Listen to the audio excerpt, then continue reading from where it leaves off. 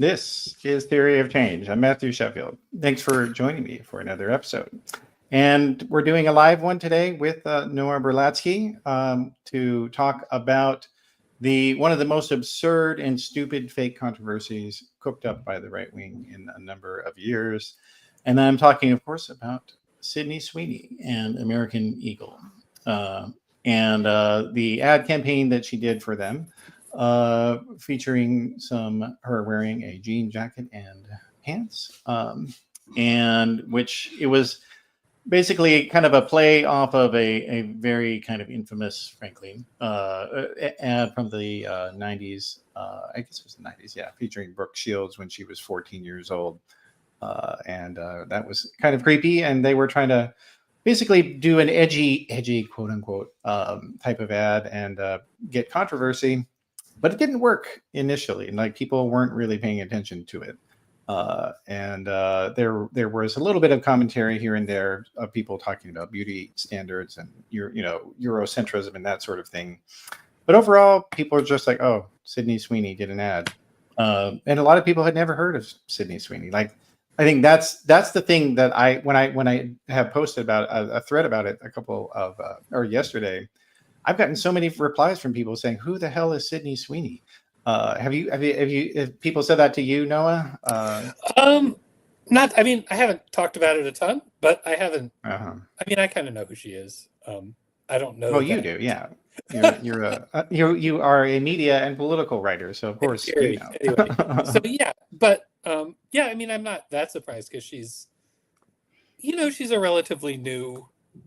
Her stardom is relatively new, and she, I don't think she's been in any huge kind of blockbuster hits quite yet. So, yeah. So I'm not surprised. It's not surprising that people wouldn't know necessarily, I think. But I guess before we get further into it, so Noah, just give people a little background of your site and how you got into all this, if you would, please. Sure. I'm a freelance writer. I write about politics and culture. My site is Everything is Horrible, which is a newsletter on Substack. And I've written about Sydney Sweeney a couple times. Most recently, I talked about this ad a little bit. Yeah, I've talked about her movie Immaculate. And she's kind of been a figure who the right's been interested in for a while. Sort of both positive. I mean, they've kind of both praised and attacked her. She's kind of a figure that the right thinks about. So I've talked about that a little. Yeah. Well, yeah, that's right. And she's interesting as a figure for the right because they were trying to make Taylor Swift their mascot a few years ago, and I think after that didn't work. Now they've tried to make Sydney Sweeney as sort of their avatar, which is really bizarre because like that's one of the funniest and the most absurd things about right-wing cultural commentary is that, or cultural output, is that they can't make anything artistic. And so, these people who have these avatars of, Greek sculptures and, Renaissance paintings, et cetera, and they're talking about, oh, I'm here to protect the culture from the ravages of the left. Well, guess what? The left runs all of these museums, and they're the ones, Well, I think that's right. And I think that there's, I think that the left and Democrats don't really think about that as an advantage or don't necessarily capitalize on it the way they could. I mean, I was kind of thinking about this with, kind of people are like, who's the Joe Rogan of the left, right? Because Joe Rogan's kind of has a big audience and people think, oh, well, he's got this direct line to a lot of young men, even though his audience is not that young. And, I was thinking about that. And the truth is, I mean, there's a lot of cultural product that is made by people on the left, whether you're talking about museums, whether you're talking about like Taylor Swift, who's, a Democrat and who is endorsing Democrats, or Beyonce. I mean, there's just a lot of culture that comes from sort of the broadly progressive side of the spectrum. But, you know, there's not, what there isn't is there's not a lot of effort to sort of like, you know, people are willing to spend a lot of money to sort of like find the next Joe Rogan, but like less money to do things like fund alternative weeklies, which sort of like help cultivate this kind of art scene, which is often quite progressive and, you know, is interesting to people who are progressive and sort of like gets them interested in culture and in politics. You know, the left doesn't really have an arts funding policy. I mean, that used to be, you know, there was one of those in the 30s, right? I mean, FDR was like, we're going to fund. Well, that's, yeah. And we kind of don't do that. And then they're like, well, why don't we have Joe Rogan? It's like, you've got this large infrastructure, which you could do more to fund if you wanted. And the right kind of knows that, which is why they're defunding him, right? I mean, the right is like attacking arts funding, and they're doing that because a lot of the arts are, you know, sort of broadly progressive, and they don't want people to be able to like make a living doing that or communicate. Yeah, no, it's true. And you know, and essentially what they're trying to do is so mainstream culture, the reactionary right, and I think it's important not to call them conservative, because conservatives want to keep things how they are, and Donald Trump is anything but conservative. A conservative is somebody like Joe Manchin or you know, Kirsten Sinema. That's a conservative. You know, or like George Will, or, you know, like those are conservatives. Donald Trump is a reactionary, authoritarian, fascist, whatever those words you want to use, I think. But like they are anti-American, literally. They hate this country how it is, and the people that are in it. Like they want to go back to, you know, pre-Jim. They want to go back to the Jim Crow South. Like that's, and they say that frequently. You know, like they talk all the time about, oh, well, you know, black people were better off during segregation. There was less crime, there was less murder, you know, and there was more opportunities and more capitalism. So they say these kind of, so they're letting us know what they want. They're anti-American, and we can see that, I think, with all of these fake controversies that the right wing has been ginning up for such a long time and for decades. And a few years ago, the folks at Media Matters did a clip that talked about what I think what set the template for all of these fake controversies, like Sydney Sweeney and the Jeans, is the war on Christmas. And so I'm going to roll this clip that Media Matters put together of Fox News people making everything up about the war on Christmas. Well, the war on Christmas is not real. They tell you it all the time. It's totally fake. And if you believe in it, you're dumb. You watch Fox News or something. Isn't it amazing, the attack, the assault? It's just unbridled and seemingly unprecedented against Christmas. It has to do with, at the root of it, it has to do with two things: abortion and the gay rights agenda. You know, today we're talking a lot about sexual harassment. Well, cases like this are examples of spiritual harassment. And look, this is a part of the larger, not just war on Christmas, but the war against Christianity. Look, I'm tired of we're going to talk about this all the way through Christmas. Can you name one person who's said that Obama's waging a war on Christmas? I've heard many people on these airwaves talking about it. I've been on panels talking. Is this really happening? Yeah, I mean, I haven't said it. I don't remember anybody saying that Obama's waging a war on Christmas. Whose war on Christmas? Obama's. I think we won the war on terror. I mean, the war on Christmas already. Hostile toward Christmas and hostile toward Christians. The war on Christmas heads to Sin City. Because there wasn't anybody else fighting this war on Christmas. I'll take kudos for that. War on Christmas. And John, you've got a book by that title. Yeah, I did write a book about it, and I thought maybe we'd be done with it. And the war on Christmas may be worse than ever. There is an attack on Christmas, which is kind of the tip of the spear when it comes to an even greater battle brewing. And that video actually goes on for 2 more minutes. Like, this is the kind of bullshit that the right wing has been shoveling for decades, as we saw in that clip. I mean, Bill O'Reilly, guy hasn't been on Fox in a long time since he got fired for harassing women. Like, and there's a reason that I'm calling this this attitude or this PR strategy phantom lib syndrome. And I have to give credit to one of my Twitter followers who came up with the phrase.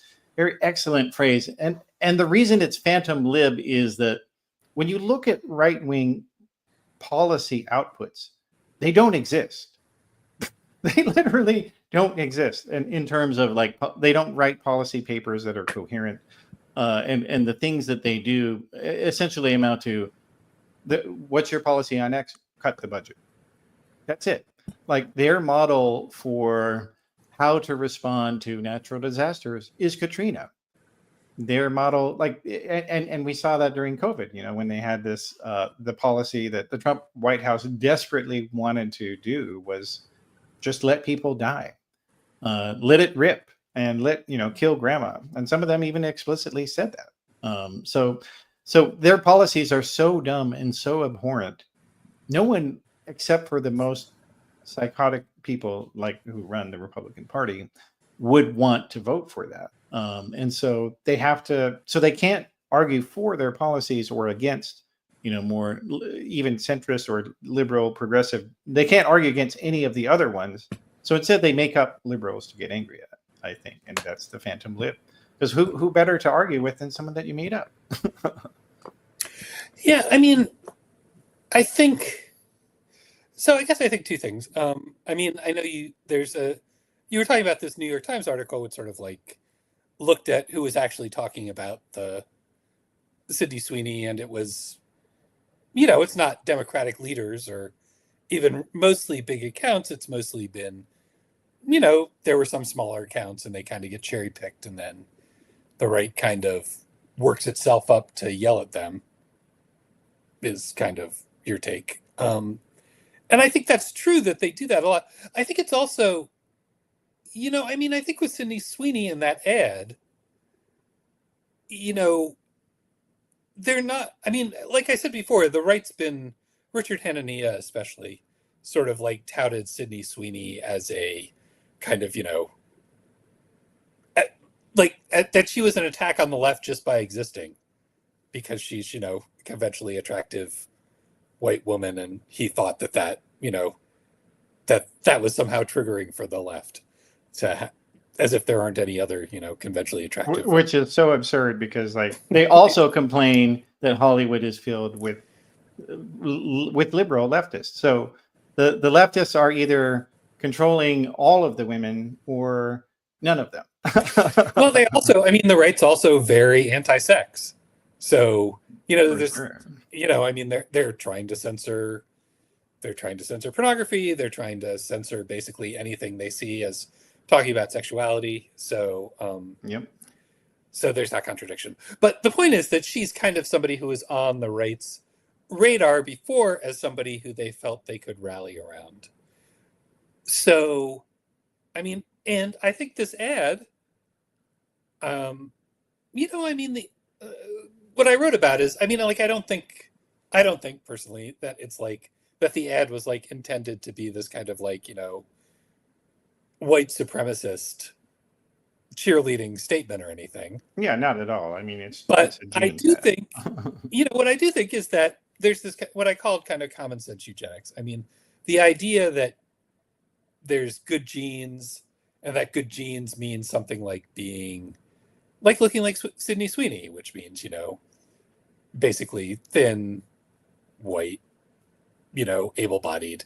The idea that there is some sort of good genetics to have, and that Sydney Sweeney would embody that, is sort of conventional wisdom. People talk about good genes, people sort of it's just people aren't, when people talk about that, they're not really thinking about being white supremacist. It's just kind of, there's this kind of default idea that to be white and thin is better, right? And so, I think the right... although we should be clear, it doesn't actually say that. Well, yeah, it says... I think they were playing into it says that they made her the mascot. I think they knew that to some degree. Right, but I mean, she says, I mean, it's her standing there and saying, "I have good genes," and what I'm saying is that, I mean, just like there's kind of like a lot of ambient, sexism and racism in popular culture, just by virtue of the fact that most movie protagonists are white men, right? I mean, like there's these kind of messages you get from pop culture, which are not exactly intended, but which kind of like default to sort of like common sense and about like what people think is attractive, who people think is important, so on and so forth. So, I mean, so I think that the right saw this as something to rally around because they felt spoken to. And then they kind of, so they want to make it an issue because they feel like it's a way to sort of like rally around ideas that they think the ad is supporting and which they like. So yeah, and a lot of it's projection though. Like in the sense that I think that, so like you look at RFK Jr., like his solution for health is everyone needs to live exactly like me. And if you don't live my lifestyle, then you're not healthy. And, if we magically just stop eating certain things that I don't like, then you'll be perfectly healthy. You'll never get sick. And, in the same way, like they were saying with COVID, you won't die from COVID. You won't get COVID. It will be nothing if you just, go in and lift weights and run. And it's like a lot of people got sick from COVID that were perfectly healthy, quote unquote. And it's this individualization of virtue as they see it, that there's no such thing as community, that everything's about the individual. And I think that that's what they really latched onto with her, is that they see her as an archetype in some sense, even though they're just a bunch of losers. Well, right. I mean, it's the same. I mean, RFK Jr. is big into eugenics, and it's kind of like the same, because it's not just, live like me and you'll be great. It's also, I mean, it's like I'm a white guy, and we kind of don't care. Like, I'm a sort of able-bodied white guy, and if people who are less able-bodied or less white get sick and die, maybe that's a good thing, right? And Trump, in fact, said that with regard when he was asked recently about, why are these farmers, why do they need to have a worker visa program? Well, it's because these people who are Hispanic, that they are coming over and they work just so much. They live to work. And if they break their arm or something, then they die. They die because that's the natural way. Right, Trump was saying that, right? Trump was saying that. Trump was saying that, yeah. Yeah. So I mean, that's kind of this idea that that there are that there are ideal bodies, that there are ideal genetics, is something that certain people are suited to rule, and then certain people are suited to sort of like be off in the corner and not visible. I mean, those are things that the right is rallying around right now. And they really believe that. Yeah. What I'm saying is, it's not like with the Sydney Sweeney. I mean, they're making up, like they make up liberals to be mad at, right? But also, there is something in the ad that they are responding to that they like. And, that's not necessarily something that Sydney Sweeney, I mean, like, I don't, like we don't really know what Sydney Sweeney's politics are. I mean, she didn't write the ad, she just showed up there and did the performance. But I mean, her one passion project was Immaculate, which is a film about how patriarchy is evil, and it's like, women should control their bodies. It's, it's quite pro-abortion, right? Yeah. I mean, but her character on White Lotus also is kind of in that same vein. That is she? Yeah, because like she's like a Gen Z girl with her friend who are constantly criticizing neoliberal parents for being hypocrites and pretending to be, the virtue signaling with social issues and then promoting inequality. I got it. Right. Yeah. But, so I don't know that she's, I mean, somebody said she registered Republican, which can mean, a variety of things. It doesn't necessarily mean that she's like, on board with Trump. But anyway, the point is kind of no matter what her particular politics are, and really the kind of like, even though, I mean, the ad is just kind of, I mean, like ads are just meant to be sort of like, trivial and maybe edgy and make you buy jeans, but pop culture does have kind of different messages. And some of those are things that the right finds congenial or, wants to promote or talk about. And, so I think that there's, they kind of frame it as like, the left wants to take away these things. But what they feel the left wants to take away, or what they're claiming the left wants to take away, is this idea that, white people and thin people and able-bodied people are better than everybody else and deserve more space and, kind of more power than everyone else. And the ad doesn't exactly, I mean, the ad doesn't, the ad is not a programmatic statement saying that, but it, it kind of like picks up on these tropes which are in pop culture. And I think seeing those is why, seeing those makes the right say, we like that. We want more of that. So anyway. Yeah. Well, and it's interesting also to place that in the larger context. So, when we look at the right wing is constantly claiming that they're for free speech, right? Like they're against cancel culture, right? But the reality is Donald Trump is the king of cancel culture. Donald Trump has literally banned using the power of government, banned historians from saying certain things that he doesn't like. He has literally banned the Smithsonian Institution in its museums from promoting improper ideology. Like, there is nothing remotely similar to what any Democratic president in modern history has done in that regard. Well, I think there's kind of this confusion about like, like criticizing an ad is not canceling someone. I mean, it's not an attack on free speech. It is free speech. Like, saying, I don't like this ad for this reason, this reason, this reason. I think it, promotes bad ideas. Like, that's dialogue. That's not canceling speech. That's not. You're saying someone's a jerk. It's more. It's more speech. And like private entity is kind of not. Well, Gina Carano, right? I'm not sure I'm pronouncing her name right, but she, Disney.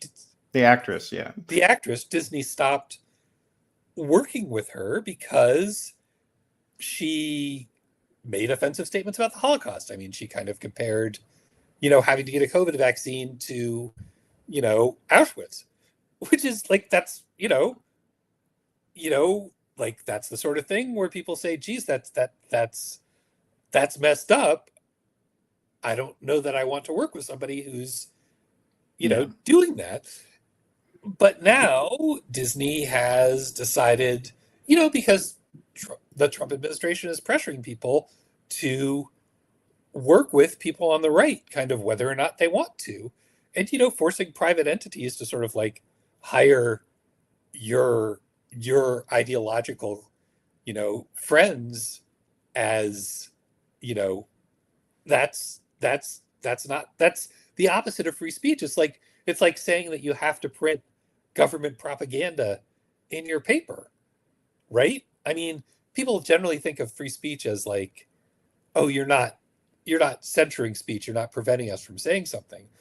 But, control, like government control of speech can also be forcing you to say things that you don't really agree with or don't want to say, right? And there's a lot of that now where, Trump is saying, well, you can't, if you print things criticizing me, I will sue you or I'll withdraw funding.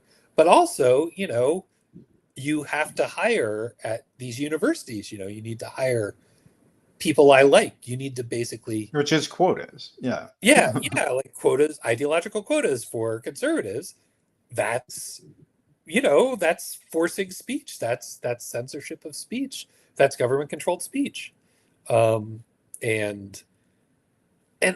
all these, like the war on Christmas too. Like, the war on Christmas, like, on the one hand, it's ridiculous, right? I mean, like, nobody is trying to, like, prevent you from celebrating Christmas.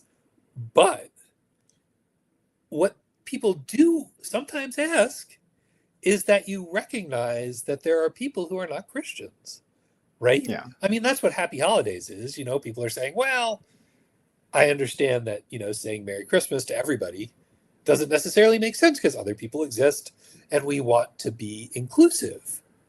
Yeah. And the war on Christmas is people saying you are not allowed.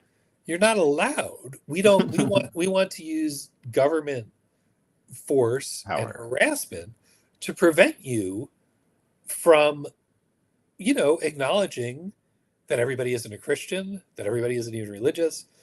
We feel that, like, everybody should be forced to basically promote Christianity, whether and they just Trump just passed this thing where, Trump has this kind of anti-Christian bias task force, and he's just passed this. He just put out this run only by Christians, of course, right? Which he's put out a memorandum saying that far right ones. Supervisors are allowed to proselytize, their employees. It's like, oh, we want free speech. But I mean, like, what you're doing is you're saying, if you're not Christian and you speak up, you may lose your job. Right. And that's essentially, yeah. Yeah. I mean, and that's what the war on Christmas is. The war on Christmas is it's a war for Christmas against non-Christians, against anybody who's, and even against some Christians who, like, have different faith traditions or whatever. I mean, it's, you have to speak for the ruling elite. And if you don't, we'll punish you. Yeah.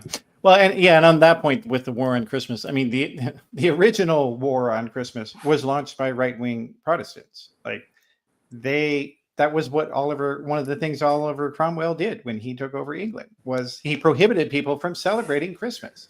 And like the entire idea of celebrating Christmas as a cultural tradition for Christians was made up by the liberal Christian Charles Dickens.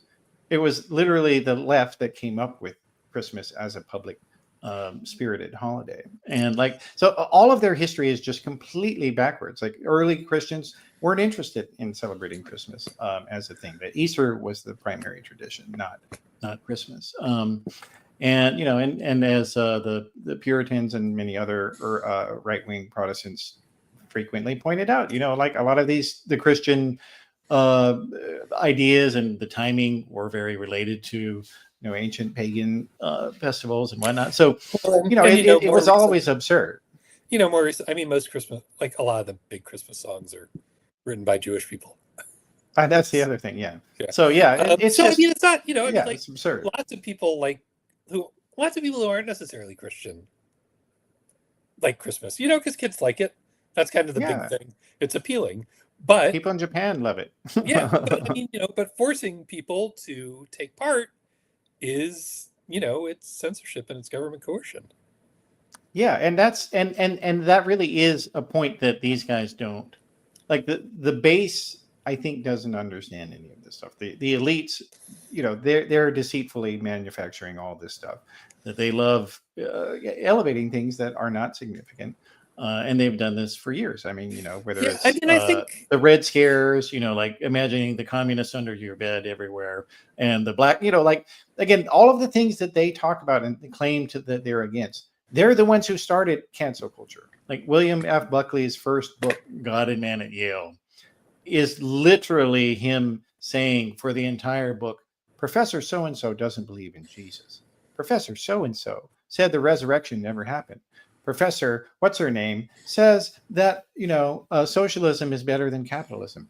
Alumni, you need to not give them money until they fire these people. They need to be stopped. We have to have Christian supremacy, right-wing Christian supremacy in this nation, because that's what we need to do. And they've been doing this ever since.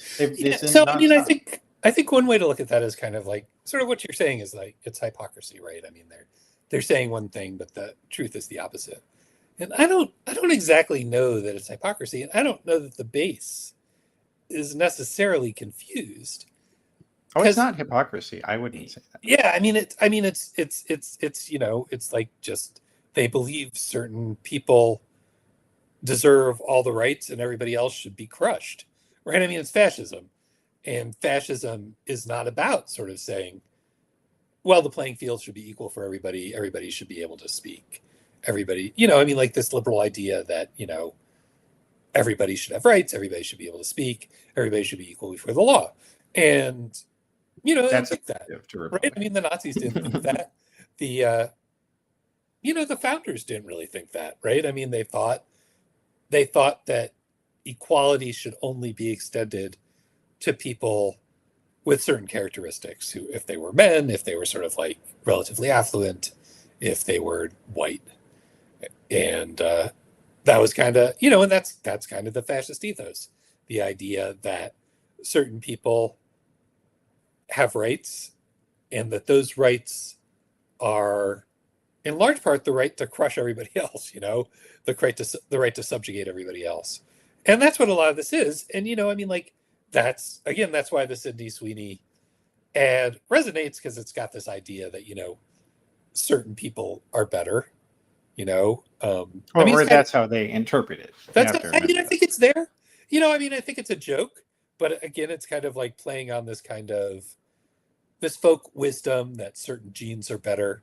But Donald Trump certainly says things like that. Donald Trump says things like that, right?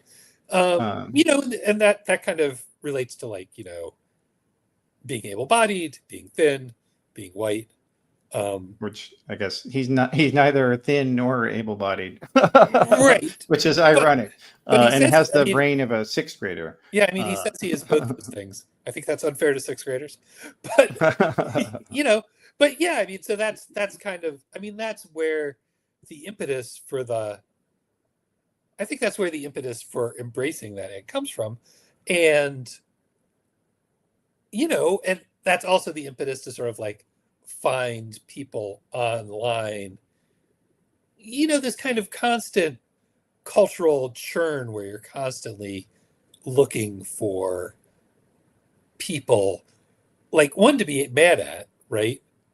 So you're looking for people to be angry at, but you're also looking for people to target, right? I mean, that's what Libs of TikTok does, right? I mean, she sort of scrolls through social media and finds people to send, that her mob will send death threats to.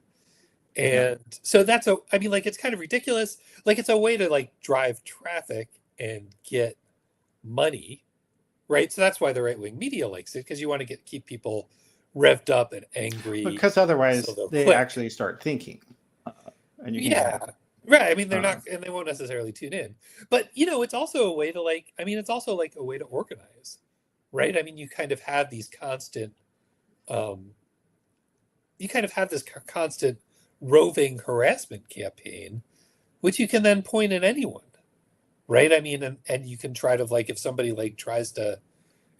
pops up and sort of like becomes a rallying point for progressives, or if somebody, or if some judge rules against you, right? You have this kind of like roving harassment campaign, which is ready to go after them, or even to assassinate them, right? I mean, like, this woman got assassinated in Minnesota. In the UK, somebody did as well. A couple of years ago, a member of parliament. Yeah, and that kind of constant harassment and terror, is a mechanism in itself of silencing free speech, because anybody who kind of like is on the left and has any visibility at all has been targeted for these harassment campaigns. I mean, you get death threats, you know, you get people writing your employer. I mean, this is just sort of like what it's like being a left-righter. Yeah, and I do want to go back to my own personal experience here as somebody who, you know, was heavily involved in right-wing media for a number of years. So like that's the hilarious thing to me is that when right-wingers on Twitter see the things that I write, and they're so ignorant about their own belief system, about their own culture, about their own history. They don't know any of these things, and they're just sheep that Donald Trump tells what to do. They, you know, and so the thing that is that basically right-wing policy arguments are defective. They're stupid. So like they believe that tax cuts increase revenue. They literally believe this, and yet there is zero evidence for this belief, and they never admit that. And so, like they were constantly every budget cycle when they control Congress and the presidency, they were always driving up the deficit. They do it all the time. It's literally since Ronald Reagan came along, the Republicans have driven up the deficit more than the Democrats have, and they always do it, and so they've done it for so long now that when the CBO says, "Hey, look, this budget's going to, you know, increase the deficit," they always say, "No, it won't." And we need to have dynamic scoring of the budget, and so it will show that it doesn't increase it as much as you said, but they never go back and look at their previous so-called dynamic scoring of the budget because it never maps out. And all of the things they do are driving it up. So like, they don't. No, the elites don't care. But I'm saying the grassroots Twitter users, the brainwashed masses, they actually believe the nonsense. They actually think that it's real. And I can say that because, you know, when I was in right-wing media, I had colleagues who believed this crap. And I would ask them sometimes, because like supply side nonsense is one of the first things that for me was kind of a crack in the dam, because I would ask people who were, you know, economics writers, you know, self-proclaimed economics writers like Stephen Moore and other people like that. I'd say, okay, well, can you give me some evidence for this? Because I was an editor. I would say, well, let's have some evidence for this statement you made. And they would never give it to me. and I would say, okay, well, I'm going to take that out of your column then, because you can't say something if you can't provide any evidence. Well, no wonder you weren't able to make a living. You weren't able to. That's right. Well, I couldn't stand it. No, like I was making a great living because they don't care about truth, and they'll throw money at anyone with who's, who will repeat the talking points. But they don't want you to think for yourself. Like that is the awful irony of right-wing reactionism, is that they censor constantly.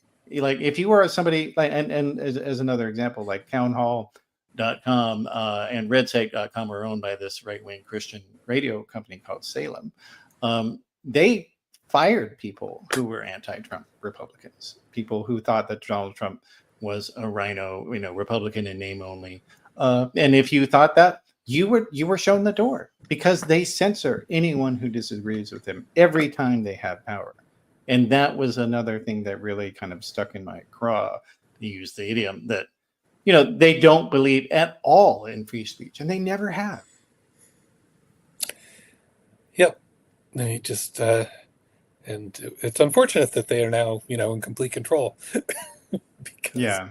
Well, let's go back to the Sydney Sweeney graphic, though, if we would. So the New York Times, they put out a report, and these are indisputable numbers here, that our right-wing friends on Twitter and elsewhere, they love using anecdotes. Well, I saw this thing here, so therefore, blah blah blah. Well, sorry guys, the actual data. This is hard data. This is math, and it shows that when the ad campaign for Sydney Sweeney's jeans ad started, there weren't very many posts about it, and it was only so basically there were some people that were making kind of aesthetic, sort of philosophical points, like you were saying about beauty standards and that sort of thing, about what constitutes good jeans. Like as cultural commentators, these are things that people are expected to make comments of that nature. But no one was saying, "Oh, this ad needs to be pulled down and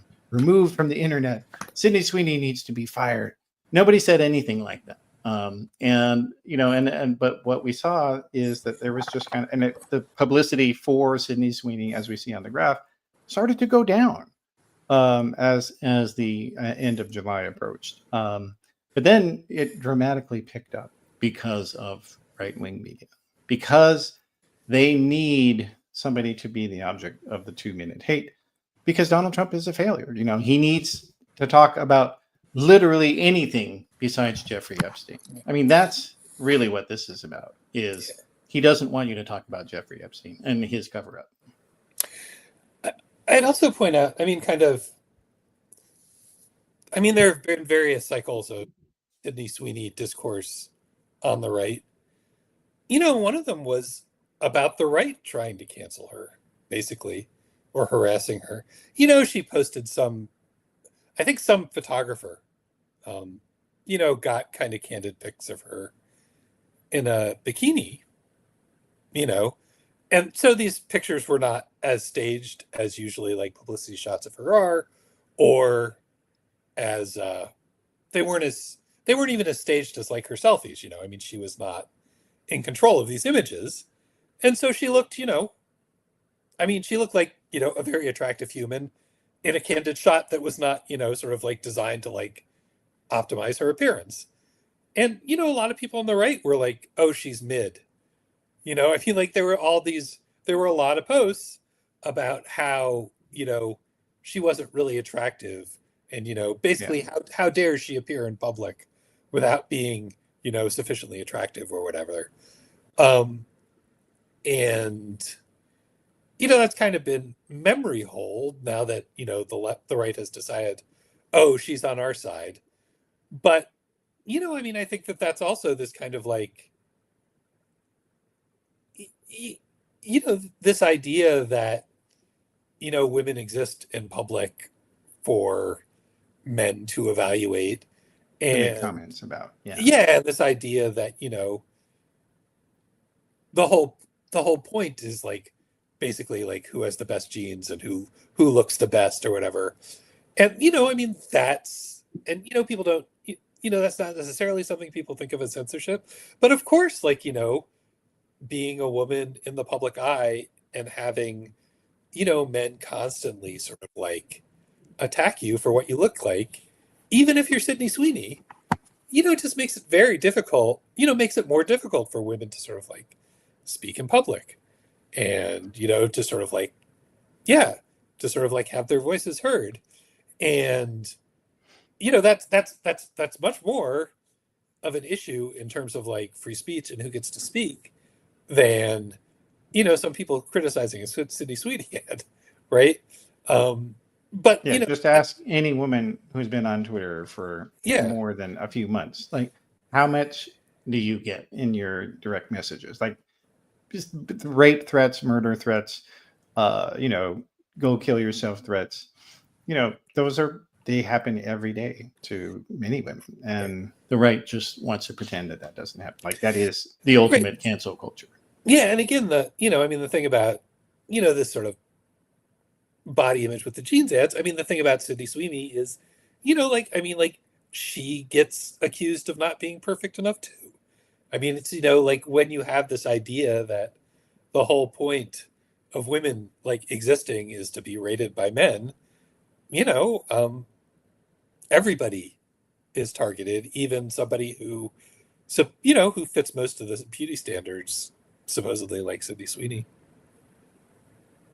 Yeah, no, that's a good point. And but this idea though, and again, I'm just going to put the numbers on the screen. So because so many people, now that the right wing discovered my Twitter thread on this topic, they're all replying with anecdotes, and it's like, no, guys, you're the ones that have driven this, and so right-wing Republicanism, they don't have arguments in favor of anything. Like I want to go back to that because this is really important. Like Friedrich Nietzsche is kind of the archetype of of today's Republicans. Like, he was a nihilist. He was against everything. And he was an authoritarian. And these guys, they literally have no policy platform other than cut everything. And, and we saw that also with Doge. Like, when you look at what Elon Musk and all the propaganda that he was pushing, he didn't actually care that at all, that all the work that USAID does in terms of, like, if you actually are concerned about wasteful spending in the United States, USAID actually is far more beneficial from as a return on investment than it is. I think that Elon Musk, when he made a Nazi salute, I tend to believe him when he says that, if you make a Nazi salute, you're self-identifying as a Nazi, and I will, say, okay, if you're saying you're a Nazi, I believe you. And I think when somebody who makes a Nazi salute goes out and passes policies which, kill millions and millions and millions of non-white people in the global South, I think that, I don't think that's just an accident. I think that he wanted to kill people. That's because they're not fit. They don't fit in his. And it's notable, with that he's in his obsessive desire to impregnate women, he doesn't do it with any black women, as far as I've ever seen. And I think there might be one Asian woman, but overwhelmingly it's white. And we see that he's bought into the supposed white genocide of South Africa. Again, they keep running into all of these factual problems. Again, going back to Jeffrey Epstein, Donald Trump is trying desperately to tell MAGA to move on from Epstein because he inflated this in their minds. He was the one who told them in so many ways, this is what you need to be obsessed with. That the Democrats are a secret pedophile network, and we're gonna, that's the entire point of QAnon, which he said was this is people who love their country, and has repeatedly boosted QAnon propaganda on his Untruth social website. So they've told their followers, the true believers, and again, the elites are liars. They don't believe anything they say. Or if they do, they are willing to drop it just out of the drop of a hat. They have no consistent real beliefs other than that they deserve power and that everyone else deserves jail. And so, but the masses, the people that they have lied to and brainwashed, they did believe that QAnon was real. They did believe all the things about Jeffrey Epstein supposedly having all this massive stuff and everybody being in on it. But now, now that's become obvious that Donald Trump was it was obvious before, but now that everybody knows it, it's undeniable that Donald Trump, according to Epstein himself, was his best friend. Donald Trump was Jeffrey Epstein's best friend, according to Jeffrey Epstein. And so, of course, Donald Trump is going to suppress this information. And of course, he doesn't want you to talk about it. And that's the message that I would give our MAGA people who are tuning into the live stream here. You guys are loving the hate watching very clearly. Donald Trump has manipulated you and gaslit you. Donald Trump literally cut off funding for flood victims in Texas and took 5 days to respond to them after their lives were crushed. He refused to help them. Kristi Noem said, I'm not going to approve the funding for this hotline for flood victims because it's too expensive. These people's their own voters, that's the most horrible thing about Republicanism in this day and age, is that they don't even care about the people who voted for them. They hate everyone else, obviously, but they don't even care about the people who voted for them. That's what's so sick. Yeah, we're all going to be miserable. As the recession hits and we have pandemics and disasters that there's no FEMA, so it's that's the goal. It's going to be bleak.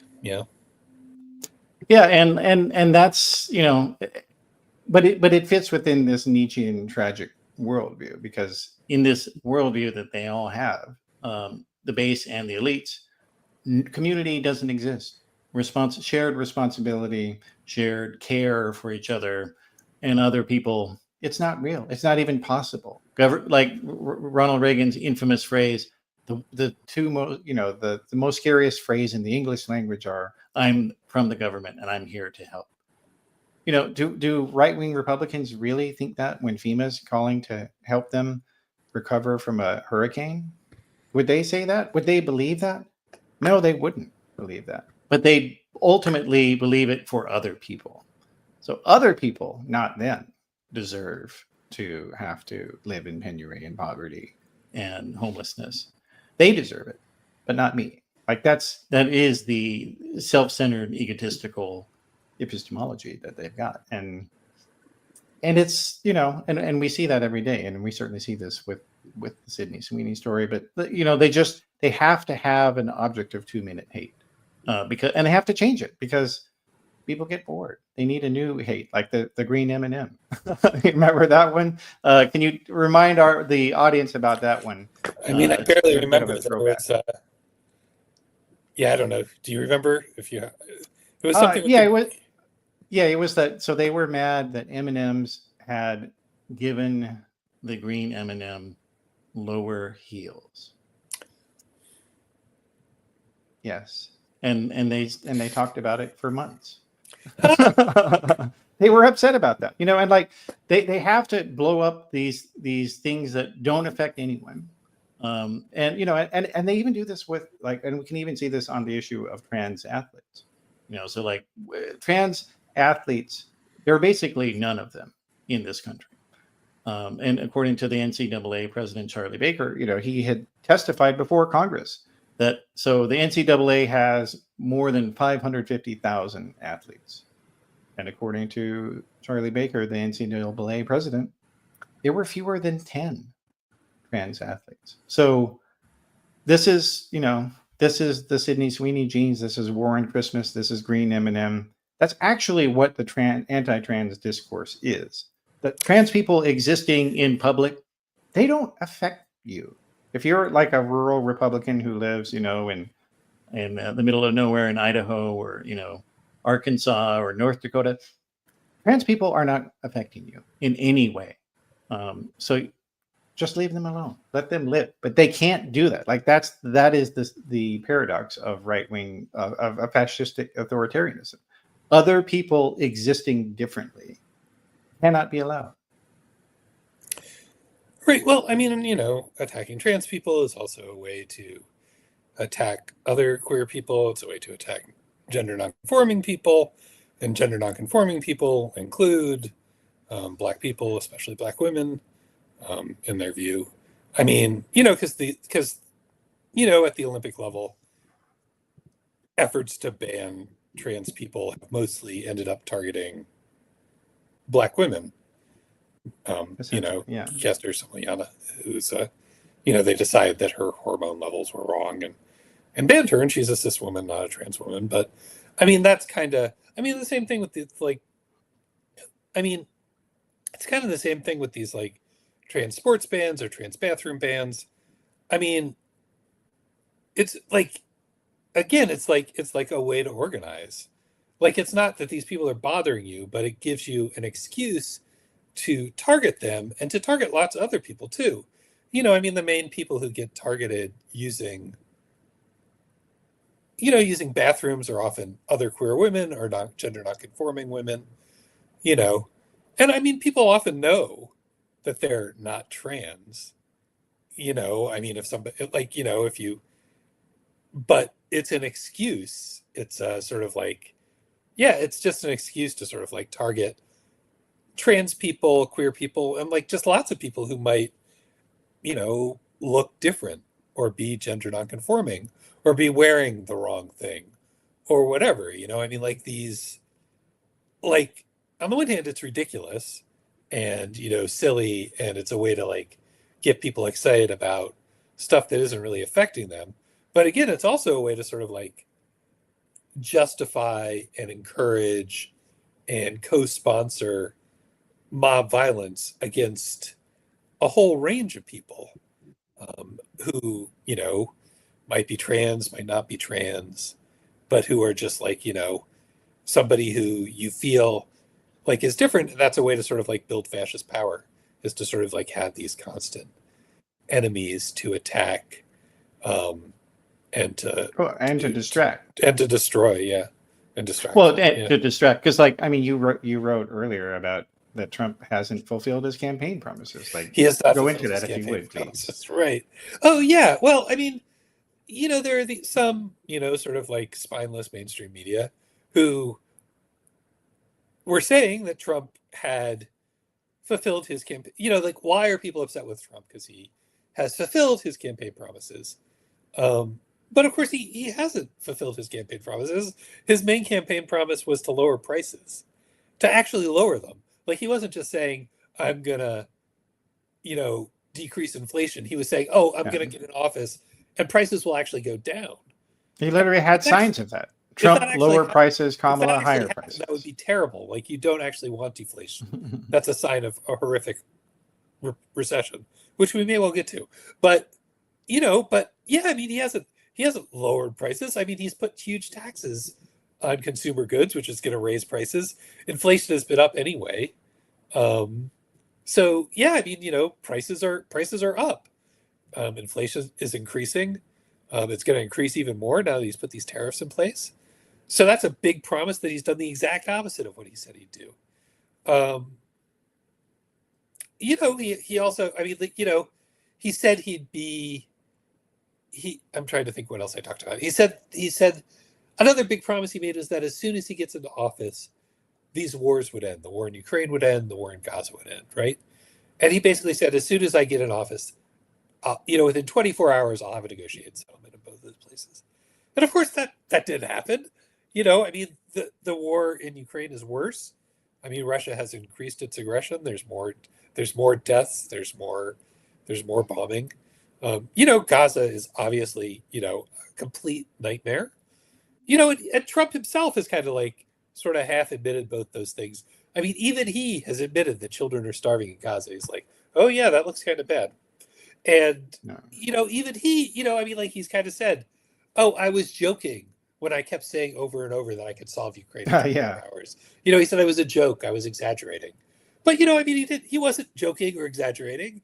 He was making a campaign promise, and you know, which people were supposed to vote on. So that did happen. Yeah.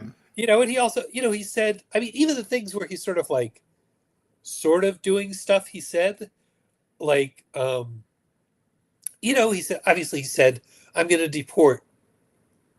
You know, basically he said, I'm going to deport criminals, right?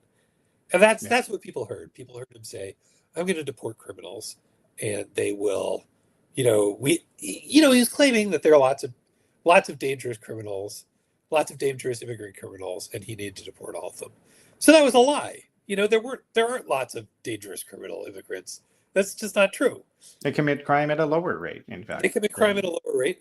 And, you know, like the numbers he was talking about deporting, like, there just aren't that many people. I mean, he was talking about deporting 30 million people. You know, so what you have instead is you have, you know, him going after, you know, they're going after the exact opposite of criminals, because criminals are hard to find, right? I mean, you have to prosecute them. You have to identify them. So instead, you know, he's going after people who are law-abiding because it's easy to find them. You know, they show up to their court dates, right? Yeah. They show up to work. So it's all these people who are like, so he's deporting the exact opposite of the people he said he would be deporting. And these are, So I mean, there are all these promises. You know, he also was like, you know, I mean, his main promise was put me in office and there'll be widespread prosperity. But instead, unemployment is up. You know, inflation is up. We're looking at a like horrific recession. Like, we'll probably have stagflation. You know, he's also like decimated particular industries. Tourism, you know, is like destroyed in this country because nobody wants to come here because Trump is like arresting tourists and throwing them in prison. People are like, I don't want to do that. You know, there's you know, he's wrecked the government sector, right? And cut cancer research. He's fired like cancer researchers. He's firing all these people in government. Those are workers. Like unemployment statistics are going to go up when you like fire all these workers. He's not funding education. He's refusing to fund healthcare, like healthcare. He's refusing to fund it. Both lower ed and higher ed. So these are all, like he's done all these things which are like designed to wreck the economy, which is not what he promised. He didn't promise people I'm going to come into office and wreck the economy. So, like there isn't really like, a confusion about why many of his voters are like, we didn't ask for this. I mean, I'd argue like, like in some sense they did, they voted for white supremacy. I think it was pretty clear that that's what he stood for. And people were like, well, I'm okay with white supremacy as long as like, prices come down or something. But, he hasn't brought prices down. I mean, that's the thing, he said he was going to do a list of things that he has not done. And he's also, of course, he's like eviscerated a lot of people. I mean, and he took away people's health care. Like he promised he wasn't going to take away Medicaid. That's right. Medicare, that's correct. Social He said, Security. I'm not going to take away Medicaid or Medicare. And he put a big, he took a lot of people's Medicaid away. So $1 trillion of it. Yeah. Yeah. And the way they're handling that is he could, if he wanted his poll numbers to go up, he could reverse those policies. He could end the tariffs. Prices would go down. That would be easy. That's an easy fix. You just say, okay, this isn't working. We're gonna take away the tariffs so that we can keep prices down. He could stop arresting people. Like there's a whole list of things he could easily do. He could start funding, healthcare again. It's all this stuff that you could do if you actually cared. But instead, what he's doing is he's trying to rig the election, right? Through gerrymandering, through targeting candidates, right? Through censoring the media.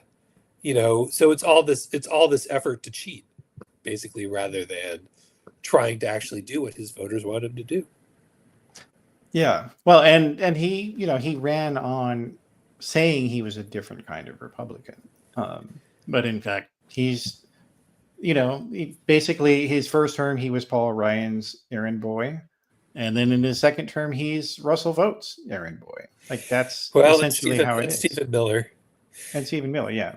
Yeah. I mean, he doesn't have the intellectual capacity to have his own policy agenda because, again, this is a guy. He has kind of weird sort of like, he has weird grievances, which are, like he hates windmills. He hates windmills. He wants tariffs. And he loves tariffs. That's those are both really stupid ideas. But, basically, so he like goes ahead on those and then, Stephen Miller gets to like, run a genocide. Yeah.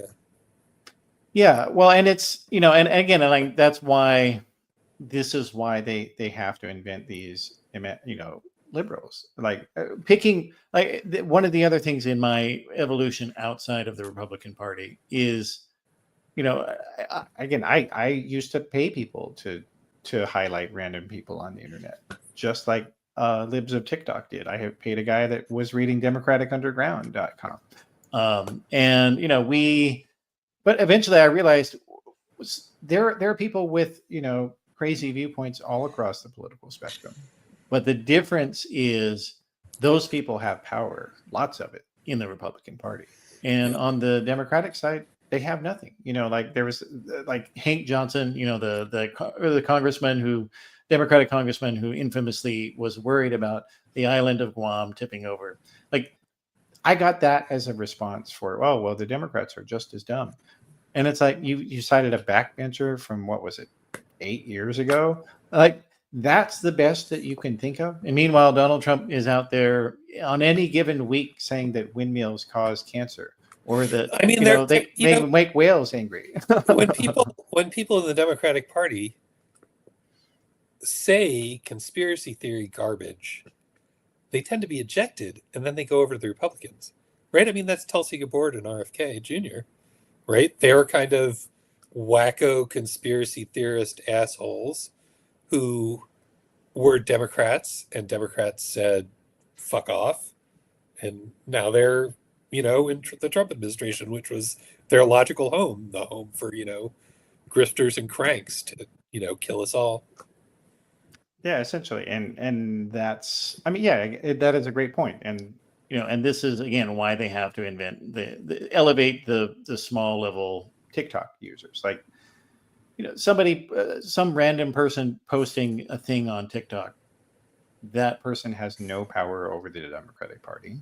They have no, and even if there were, and here's the other thing is, even if there were a million people, millions of people on Twitter and Instagram, TikTok, elsewhere, that were lefties that were going after, that were condemning Sydney Sweeney, this is private citizens who were upset about a private citizen. Donald Trump literally every week demands that people be fired. As the president says, ABC, you need to fire Jimmy Kimmel.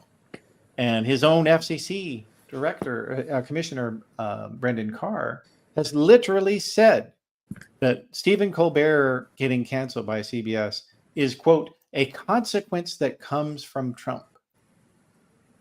You can't, this is the president demanding people be fired for joking about him, for telling a joke. He wants the president gets you fired for it. And when he was president the first time, Rolling Stone reported that he ordered his people repeatedly to call Disney lobbyists and executives and demand that Jimmy Kimmel be censored because he was telling jokes about him. This is what actual cancellation looks like. He's literally coming for their job and demanding it with someone who has the authority over their boss. Like a random blue-haired person on TikTok saying some guy's an asshole. That's nothing. But I mean, it's also because they don't have any power that the right is so excited about going after them. Because you can you can destroy somebody. If you're a small account and you end up in front of libs of TikTok, they can destroy your life. And that's part of that's the excitement, is like it's precisely because they don't have power. Well, that's the fascist dynamic, right? I mean, you both sort of claim to be victimized and claim to be, super powerful. And so sort of elevating these small accounts and claiming that they control the culture, and then, inciting an online mob to sort of destroy their life is the quintessential fascist dynamic, where you're finding someone who isn't powerful, claiming they are, and using that as an excuse to torment them. Yeah. And silence them. Yeah. Well, yeah, exactly. And I think that's for people who have more of kind of a liberal centrist type perspective, one of the things that I think is that they haven't understood is that these right-wing grifters and authoritarians like Trump, there's literally no policy that you can have that will make them not criticize you. Literally nothing you do. So, I often hear people say, well, if only the Democrats did this or that thing that I personally believe, then it will magically make everyone love them. And it's look at the litter box fantasy. This is something the Christian right invented this idea that schools were putting litter boxes in schools because elementary students were identifying as furries and they wanted to use a litter box instead of a bathroom toilet. This literally never happened. Never. Anywhere in the entire country. And we have tens of thousands of public schools in this country. Never happened. And yet they still have made it into a conflagration. And even to this day, even though this has been debunked for years, literally years, there are still people, and Joe Rogan was one of them. He repeated that lie 6 months or so ago, I think it was, or I'm getting the date wrong, but this story has been debunked for years, and they still believe that it's real because it fits their priors. And so that's a thing that I think all sides of the left need to understand. The problem that we have is a channel problem. Right. They'll just make up a guy to get mad at. Yeah, I mean, you can see that, people like Pete Buttigieg and Gavin Newsom are, circling around the idea of throwing trans athletes under the bus, right? They're like, oh, this is a real concern. Not because it's actually something where it's happening, right? Or there are any trans athletes. Not because it's an actual problem, but just because, some people are concerned about it, right? And so, and rather than saying, look, this is ridiculous, this isn't a real problem, and, this is, we don't want to be in a situation where school authorities feel empowered to, inspect young children's genitals, right? You don't want to create a situation where, people who, athletes who are gender nonconforming or, have to, are can be targeted, because they're successful, right? That's really bad. You don't want to, you need to explain that, giving into this stuff isn't just hurting, trans people, which is bad enough. It's this tiny marginalized community. We should be protecting them. We should be standing on their side. We should be refuting this. But if you don't do that, you're gonna hurt a lot of other marginalized people too. Because if you let if you say this conspiracy theory is legitimate, let's take action against it. The actions you're going to take are things that are going to harm trans people. It's going to harm, it's going to harm cis girls. And it will certainly harm gay and lesbian. It's going to harm gay and lesbian, athletes. It's going to hurt anybody who's gender nonconforming. It's going to hurt all student athletes because anybody, you're kind of saying, okay, it's all right for basically anyone, any right-wing wacko in the school district to sort of to pick some student and target them and say, oh, they're lying about their gender, and then have a national pile-on where this person's life is destroyed just because they wanted to play sports in school, Yeah. Well, and it's also that I think they haven't understood that the right wing is using trans people as a proxy to go after all sexual minorities. They've never changed their mind. Women, I think.